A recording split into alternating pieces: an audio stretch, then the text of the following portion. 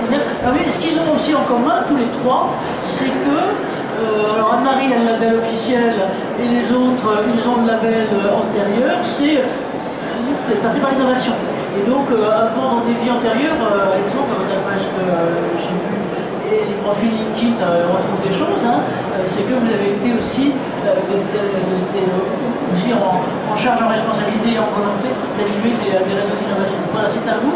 Une citoyenneté qui est là, parce que si jamais elle a envie de prendre la parole, elle a le droit aussi. Et donc, la parole est à vous. Je vous ai mis juste que je vous dise là, 2-3 illustrations sur ce qu'était notamment Cap au Nord et le type de choses que vous faites en matière de transport. On y vient quand vous voulez, c'est à vous. Merci. C'est hyper complémentaire en fait ce que je vais pouvoir dire par rapport à ce qui est fait dans une entreprise de type mutualiste et dans une entreprise de type classique. En fait, on a le même type d'enjeu. C'est-à-dire de problème, on a d'enjeux. Parce que souvent, on a des acteurs... En fait, il y a deux formes de prise en compte des enjeux de mobilité. Il y a effectivement une grosse majorité de personnes, que ce soit des patrons, des salariés, des élus, tout ce qu'on veut, parce que c'est tout le monde, hein, c'est pas... qui a une volonté et une grande force à pointer du doigt tous les problèmes. Et effectivement, ils sont nombreux, mais je pense qu'on a fait le tour à peu près de tous les problèmes.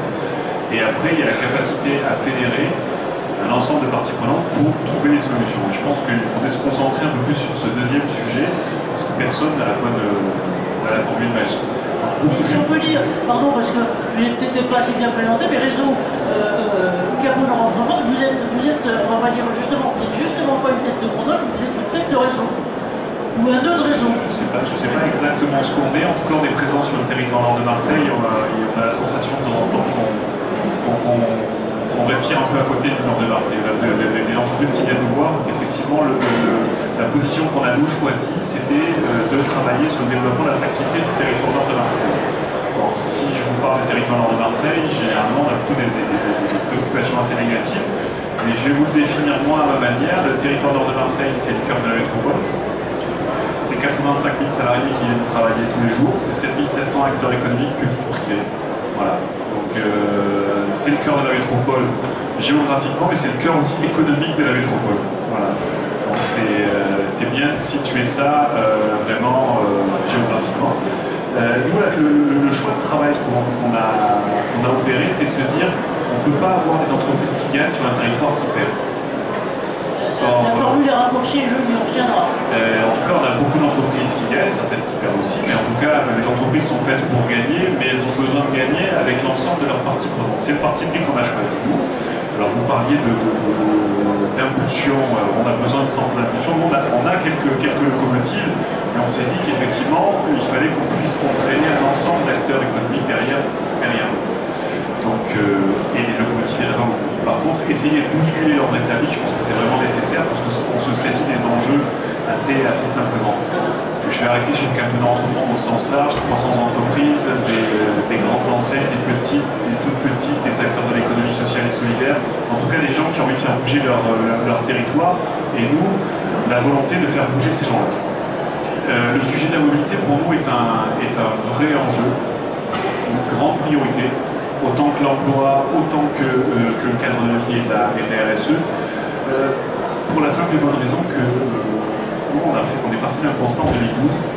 J'ai vu les chiffres tout à l'heure, ça m'a encore un peu plus effrayé, mais quand on voit les infrastructures de transport public sur le nord de Marseille, c'est compréhensible. Nous, on a 90 personnes qui viennent travailler, donc 90% de 85 000 personnes qui viennent travailler seules dans leur voiture. Pas en voiture, seules dans leur voiture. Seules dans leur voiture. Voilà. C'est souvent les mêmes personnes qui vont râler sur le cadre de la vie, sur la pollution. On est tous acteurs. C'est pas juste les uns ou les autres qui sont responsables, c'est on est tous acteurs. Donc, pour moi, ce constat-là, il est juste intenable. Il est intenable à plusieurs niveaux. Un niveau très économique, c'est celui de l'impact foncier. C'est-à-dire que si j'ai 85 000 personnes qui viennent, 90%, 85 000 personnes qui viennent en voiture avec leur voiture, leur prise foncière elle est juste énorme. Or aujourd'hui, si on veut développer un territoire, il faut qu'on puisse trouver du foncier économique. Deuxième point, il est très simple et très individuel, c'est la question des embouteillages. Le temps de trajet, il est juste énorme. L'autre point, c'est tout ce qui va être bien-être au travail. C'est-à-dire qu'effectivement, si je mets 1 heure pour venir au travail, j'arrive dans un état pas forcément très sympa. Si on lie ça aux aux infrastructures existantes, ben, on se dit que c'est juste normal en fait. Le problème c'est ça, c'est que quelles sont les solutions alternatives que je vais pouvoir proposer. À l'échelle d'un territoire, il y a quand même trois petites choses qu'il faut imaginer. C'est qu'on va avoir des autorités administratives de transport qui ont une réflexion qui est en train d'évoluer et qui est basée sur des infrastructures avec des acteurs comme des entreprises, des usagers qui eux sont basés sur des usages. Je me déplace de mon domicile au travail, je me fiche un peu de savoir quelle ligne SNCF par où elle va passer, je m'en fiche un peu. Moi ce que je veux c'est que je pars de chez moi pour aller à mon travail et j'ai besoin de trouver le meilleur trajet, le plus simple, le plus efficace. Et il y a la question aussi nouvelle des territoires de vie. C'est-à-dire qu'aujourd'hui, quand on vient dans une entreprise, on ne vient pas juste travailler. On vient vivre, on y passe il y a minimum 35 heures par semaine, ça fait quand même pas mal, mais généralement un peu plus. On y déjeune, on participe à la vie du territoire. Aujourd'hui, l'entreprise participe à la vie du territoire. Donc ces trois notions, elles sont hyper importantes. Et on se rend compte aujourd'hui que ces cultures-là, la culture des autorités administratives de transport, la culture des entreprises, la culture des habitants, elle est obligée de faire front commun. Elle est obligée de faire front commun et c'est ce qu'on essaie nous de faire passer comme message. Si je vous interromps 30 secondes, si on est tous là, même si on n'est pas les gaz, c'est que ça commence à persévérer. En tout cas, je les ai convaincus, on a assisté, hein, je les ai convaincus de demander ça en disant ça c'est l'un des sujets cruciaux il y a des habitants, citoyens, travailleurs, personnes, on a tous besoin de ça. Donc merci à vous d'être là en plus. En tout cas, voilà, nous on est parti de ce constat-là et après on est allé voir les entreprises les unes après les autres. Parce qu'on s'est dit, voilà, 90% ça ne suffit pas. On est allé voir la politique publique en leur disant, mais c'est quoi vos enjeux en termes de déplacement? La métropole a été très claire, on voudrait réduire de 8% l'utilisation le nombre de personnes qui se déplacent seules dans la voiture. Ok, très bien. On partage cette focale-là et on se dit qu'est-ce qu'on peut mettre en œuvre. Nous, on s'est planté en fait. Premier coup, on s'est planté, on a réfléchi en termes de solutions à l'échelle d'un territoire. Parce qu'on s'est dit, on s'est réunis nous, des locomotives, des gens qui essayaient d'imaginer les choses. Mais ces solutions-là, en fait, si on n'entraîne pas les gens, si j'entraîne pas moi une majorité de chefs d'entreprise et de salariés, tout en connaissant l'état d'esprit qu'il peut y avoir des entreprises, hein, quand c'est un patron qui décide, les salariés ne sont pas forcément, et quand c'est le salarié qui demande, c'est pas le patron qui est pas forcément d'accord. Donc ça c'est un vrai sujet. Donc on s'est rendu compte effectivement qu'avant de proposer des solutions, il fallait être au cœur des enjeux, être au cœur des attentes. Donc on a pris notre bâton pèlerin, on est allé voir les entreprises les unes après les autres, en leur expliquant les enjeux de la mobilité. Et les enjeux de la mobilité, c'est pas que les déplacements, c'est le recrutement. Premier point, c'est le recrutement, la fidélisation des collaborateurs et l'attractivité de l'entreprise au sein de son territoire. C'est-à-dire que si je ne présente pas de moyens de transport, on va dire, plutôt durables, de la mobilité douce accessible à proximité de mon entreprise, je perds les points. Et aujourd'hui, nos territoires, je parle du nord de Marseille, mais c'est valable pour le sud de Marseille et d'autres, ils sont en compétition avec d'autres territoires. Donc ils le prennent en considération et on a beaucoup de retard. Donc nous, on dit aux entreprises, bah, au plus on est de fous, au plus on va essayer de rigoler sur le territoire. Mais il y a des choses à faire absolument. Et à partir de ces constats-là, à partir de cette capacité à convaincre en tout cas et les chefs d'entreprise et les salariés, parce qu'il ne fallait pas uniquement travailler avec les chefs d'entreprise, il fallait travailler aussi avec les salariés. Donc imaginez plein de choses. On avait des idées de solutions et on les a amenées. On les a amenées à titre expérimental. C'est très bien que je sois à côté de vous parce que du coup, on travaille aussi avec Raidino. On a imaginé une communauté de covoitureurs. À l'intérieur de la communauté de covoitureurs, sur le territoire, on peut créer des micros, tu me dis si je me trompe, des sous-communautés par entreprise ou par proximité d'entreprise. L'objectif pour nous, c'est de proposer ces solutions-là, de les repérer et de faire passer le message au plus grand nombre. Et de le faire passer de manière cohérente en leur disant aujourd'hui, vous avez besoin de trouver des solutions alternatives à la voiture. Ça, c'est important. Covoiturage, copiétonnage, c'est la même chose. Mon chaperon pro. On a travaillé sur d'autres sujets comme le transport à la demande. Je vois la manière de TACO 2.0. On a imaginé des micro-navettes.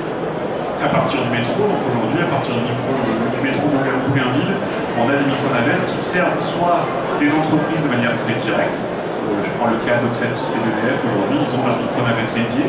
Alors nous, on a une petite particularité, c'est qu'on travaille avec les entreprises d'insertion, du coup on crée de l'emploi sur le territoire aussi. Donc ça, c'est pas inintéressant, c'est des valeurs ajoutées plutôt pertinentes à l'échelle de notre territoire.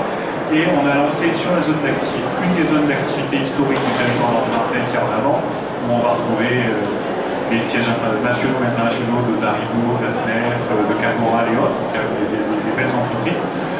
Du transport à la demande, c'est-à-dire qu'en gros, j'arrive, l'entreprise adhérente de la solution paye 2 € par jour et par salarié, et peut avoir, via une application, un salarié peut réserver sa micronavette.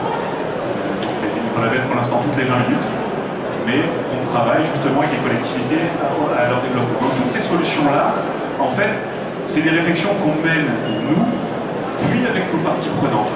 Mais on ne s'arrête pas à cette capacité uniquement qu'on a à dire les choses, mais à les faire. Mais pas à les faire contre, les faire avec. Par exemple, on a un plan de mobilité métropolitain aujourd'hui. Nous, il nous a paru totalement insuffisant en termes de pistes cyclables sur le nord de Marseille. Alors, les gens nous disent pourquoi vous allez imaginer des pistes cyclables dans le nord de Marseille, vous êtes fous, il n'existe rien. Justement, s'il n'existe rien et que demain il faut qu'on puisse travailler sur les mobilités durables, il faut qu'il y ait bien des gens qui le pensent. Donc en fait, nous, on a fait un truc très bête, on est parti à 4. J'en faisais pas partie. Et on a sillonné le nord de Marseille à vélo. Et on a imaginé les zones où il fallait faire des travaux, des petites. Et la métropole a pris cet élément de réflexion. Ça ne lui a rien coûté, hein, ça ne vous a rien coûté en termes d'impôts, c'est juste quelques heures de travail qu'on a fourni pour essayer de leur dire voilà notre point de vue. Et je pense qu'il ne faut pas hésiter à donner notre point de vue, apporter des solutions, mais se rendre compte que ces solutions, en fait, elles ne vont pas se démocratiser maintenant. Enfin, il faut être assez lucide, elles ne vont pas se démocratiser maintenant. Par contre, il faut faire en sorte qu'ensemble, on les accélère. Parce que c'est nécessaire pour notre territoire. Et dernier point qui me semble aussi essentiel, c'est qu'auparavant, on avait l'impression de réfléchir tout dans notre coin. L'entreprise réfléchit dans son coin, la collectivité dans son coin. Aujourd'hui, il faut penser les choses de manière plus globale, déjà nous en termes de territoire, mais aussi en termes de modalité de transport. C'est-à-dire qu'aujourd'hui, si je veux un transport alternatif à la voiture, effectivement, je ne peux pas opposer voiture et train.